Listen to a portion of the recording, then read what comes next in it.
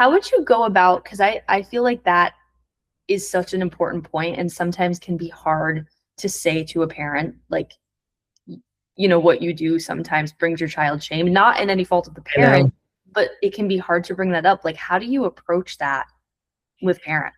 Um, that's a really excellent question, Marie. Wow. Um, I think sometimes, or maybe most times, I am going in to validate the parent for their experience Mhm. before approaching any of that. Because as a parent of grown kids who um, at times problem solve creatively about Mhm. assignments or things they shared with me, and gosh, were those times difficult? Yes.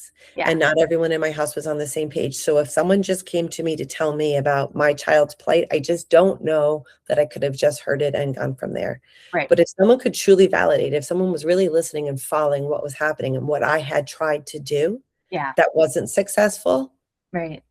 and I felt heard or seen or acknowledged, then I could listen Yeah. to I remember one time I said to the school psychologist years ago about one of my children who was really struggling in school. He's learning disabled, like super bright, learning disabled, executive dysfunction. He said every day he comes home and I get a litany of what went wrong at school. Yeah. My nervous system was because I would leave what I was doing and then I would brace myself, Right. hear what my baby had to say was happening at lunch in the classroom. And I remember she looked at me and said something so simple that I would have said a million times over, but never thought of it because I Mhm. was the one in the line of fire. She said, make sure you start the conversation with, tell me something that made you so happy at school today, or Mhm. something like that. And Yeah. I thought, oh my God, yes, you're right. So simple. Um, Yeah. I couldn't access my executive functioning.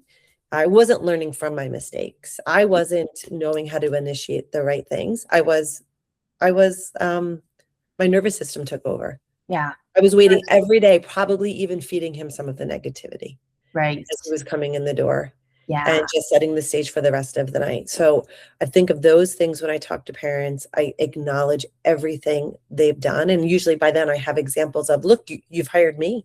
Hmm. You've hired me. This is your priority. Right.